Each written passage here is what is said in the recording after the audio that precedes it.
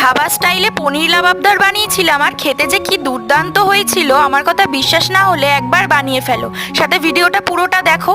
আমি এখানে 500 থেকে 600 গ্রাম মতো পনির এইভাবে পিস করে নিয়ে নুন, হলুদ, লঙ্কার গুঁড়ো দিয়ে একটু ফ্রাই করে নিয়েছি। অন্যদিকে কড়াইতে তেল গরম করে গোটা গরম মশলা যেমন দারচিনি, এলাচ, লবঙ্গ, গোটা গোলমরিচ, পেঁয়াজ কুচি, টমেটো কুচি, শুকনো লঙ্কা, কাজু বাদাম, আদা আর রসুন সব এরকম গোটা গোটা করে কেটে দিয়ে তার মধ্যে নুন, হলুদ গুঁড়ো, লঙ্কার গুঁড়ো দিয়ে মশলাটাকে ভালো করে কষিয়ে নিয়ে ঠান্ডা করে মিক্সার গ্রাইন্ডারে দিয়ে একটু ঠান্ডা জল দিয়ে একটা স্মুথ ব্যাটার করে নিয়েছি।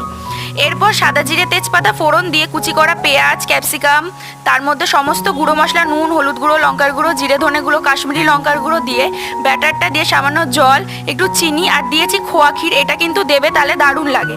আর তারপর ভেজে রাখা পনির গুঁড়ো দিয়ে ভালো করে নাড়াচাড়া করে 2 চামচ মতো মাখন উপর থেকে কাসুরি মেথি ছড়িয়ে নামিয়ে নিলেই দুর্দান্ত এই পনিরের রেসিপি রেডি। ভিডিওটা ভালো লাগলে লাইক, চ্যানেলটা সাবস্ক্রাইব